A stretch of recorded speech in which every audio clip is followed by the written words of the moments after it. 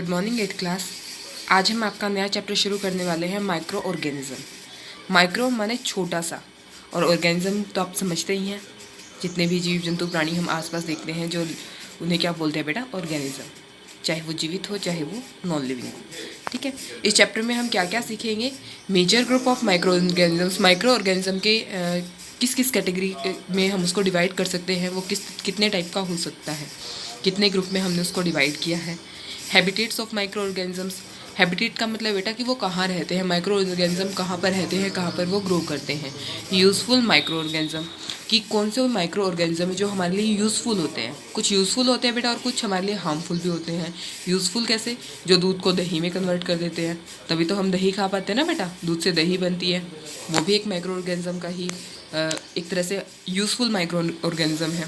Harmful micro organism है बेटा, ये वो होते हैं जो हमारे शरीर में विभिन्न प्रकार की बीमारियां क्रिएट कर सकते हैं या फिर हमें विभिन्न तरीके से नुकसान पहुंचा सकते हैं। And last one is food preservation, कि हम जो खाना है उसको किस तरह से सुरक्षित रख सकते हैं लंबे समय तक। जैसे आप लोग क्या करते हो, दूध फटे ना तो दूध को उबालकर उसके बाद आप उसे फ्रिज में रख देते हो सो दैट कि वो ख़राब ना हो, तो वो एक फूड प्रिजर्वेशन होता है कि आप उस दूध को सुरक्षित किस तरह से रखते हो। सो इस चैप्टर को शुरू करने से पहले इस चैप्टर में यूज़ होने वाली हम कुछ डेफिनेशंस के बारे में पढ़ेंगे, सो दैट कि हमें चैप्टर में कोई डिफ़िकल्टी ना आए और हमें पता चल जाए कि पूरे चैप्टर में एक्चुअली में है क्या। सो बच्चों start. First is micro organism. Micro का मैंने बताया था कि छोटा, यानी कि tin. So tiny organism that are not visible to the unaided eye. ऐसे ये बहुत छोटे होते हैं कि हम इन्हें देख ही नहीं सकते, इतने छोटे साइज़ के कि हम बिना माइक्रोस्कोप के हम इसे नहीं देख सकते।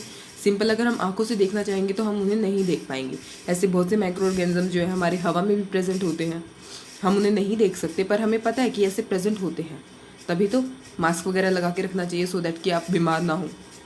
नेक्स्ट है जर्म्स और पैथोजेंस। ये क्या होते हैं, ये भी माइक्रो ऑर्गेनिजम्स हैं। ये कहाँ प्रेजेंट होते हैं, ये क्या करते हैं प्रेजेंट, तो ये हमारे एनवायरनमेंट में ही होते हैं। इनसे क्या होती है बेटा, बीमारियाँ हो जाती हैं।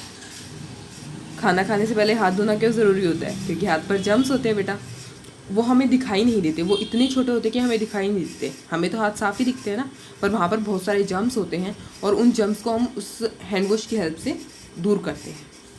नेक्स्ट है fermentation, the process of conversion of sugar in the absence of oxygen into alcohol. Sugar को हम अल्कोहल में कन्वर्ट करते हैं बिना ऑक्सीजन के, उस प्रोसेस को बोलते हैं फर्मेंटेशन। ये जब टॉपिक आएगा तो हम इसको बहुत डिटेल में पढ़ेंगे। नेक्स्ट है nitrogen fixation. Nitrogen fixation, fixation का मतलब फिक्स कर दो, है ना, यानी कि हमारे सुटेबल के अकॉर्डिंग उसे यूज़ करो। सो नाइट्रोजन का यूज़ हमारे अकॉर्डिंग हो, उस प्रक्रिया को बोलते हैं नाइट्रोजन फिक्सेशन। हमारे यानी कि किसी भी ऑर्गेनिज्म, वो प्लांट्स के लिए भी एप्लीकेबल है। इनफैक्ट मेनली तो प्लांट्स को ही नाइट्रोजन की सबसे ज़्यादा आवश्यकता होती है। So the process of fixation of atmospheric nitrogen into suitable form. जो एटमॉस्फेयर में जो नाइट्रोजन प्रेजेंट है, 71% नाइट्रोजन प्रेजेंट है ना बेटा, उस नाइट्रोजन का सुटेबल फॉर्म में यानी कि यूजफुल फॉर्म में उसका कन्वर्ट करना, वो नाइट्रोजन फिक्सेशन होता है। उस फॉर्म में उसको कन्वर्ट करना वो होता है नाइट्रोजन फिक्सेशन, और मेनली है प्लांट यूज़ करते हैं तो प्लांट की फॉर्म में। नेक्स्ट है एंटीबायोटिक्स। एंटीबायोटिक्स आपने सुना भी होगा कि जब भी बीमार होते हैं तो डॉक्टर एंटीबायोटिक वगैरह देते हैं, एक तरह से दवाइयाँ देते हैं ताकि हमारी जो रोग प्रतिरोधक क्षमता है यानी कि बीमारी से लड़ने की जो क्षमता है वो बढ़े। The chemical substances produced by micro organism such as fungi and bacteria which kill और stop the growth of disease causing micro organism. यानी कि एक ऐसे केमिकल सब्सटेंसेस होते हैं जो उस बैक्टीरिया और फंगी को मार देते हैं जिनसे बीमारियाँ फैलती है। एंटीबायोटिक्स, तभी तो हम दवाइयाँ लेते हैं ताकि हमारी बॉडी के अंदर जो भी वायरस है जैसे ही हम दवाई ले वो ख़त्म हो जाए। तो जो हमें बीमार कर रहा था जो वायरस, उसको ख़त्म करने के लिए हम क्या ले रहे हैं, एंटीबायोटिक्स, यानी कि कोई केमिकल सब्सटेंस, कोई दवाई ले रहे हैं जिसकी वजह से वो ख़त्म हो जाता है। नेक्स्ट है वैक्सीन्स। अब वैक्सीन्स क्या होते हैं, ये वो सब्सटेंस होते हैं जो हमारी इम्यूनिटी को स्ट्रॉन्ग करते एक तरह से, हमें डिजीज़ से बचाने के लिए। The substances use to produce immunity to disease in the living body. हमारी बॉडी के अंदर जो हमारी इम्यूनिटी है, हमारी जो मतलब बीमारियों से लड़ने की जो ताकत है उसको स्ट्रॉन्ग करते हैं। इम्यूनिटी क्या होता है, इम्यूनिटी क्या होता है कि ये हमारी बॉडी की एक एबिलिटी, एक योग्यता है, हमें हमारी बॉडी के अंदर एक खास बात है कि वो बीमारियों से लड़ सकती है या फिर बीमारियों को हमारे अंदर आने ही नहीं देती। The ability of the body to register disease by natural और आर्टिफिशियल मीन्स।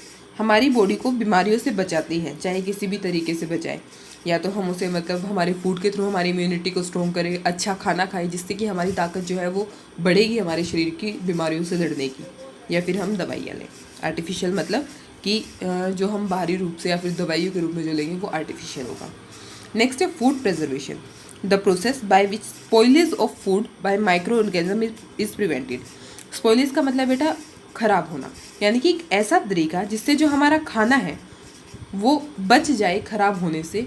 किसकी हेल्प से? माइक्रो ऑर्गेनिज्म की हेल्प से, माइक्रो ऑर्गेनिज्म से बचाता है ये हमें। तो यानी कि हमारा जो फूड है उसको माइक्रो ऑर्गेनिज्म से, जो हार्मफुल माइक्रो ऑर्गेनिजम्स है उनसे बचाएगा, ताकि वो ख़राब ना हो और हम उसे बाद में भी यूज़ कर सकें। शाम को सब्जी बना के अगर जो बच जाती है उसे फ्रिज में रख देते हैं ताकि हम उसे सुबह यूज़ कर सकें, है ना बच्चों। नेक्स्ट है डिहाइड्रेशन।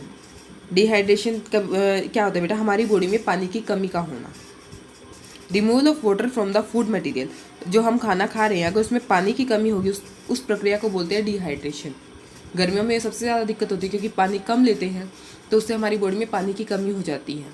ठीक है बच्चों, आज की क्लास में इतना ही। आप इस चीज़ को अच्छे से याद कीजिएगा, समझने की कोशिश कीजिएगा। अगर कोई डाउट है तो वो ज़रूर पूछिएगा, और आपका जो मेन टॉपिक है वो हम नेक्स्ट क्लास से शुरू करेंगे। ठीक है, थैंक यू बच्चों।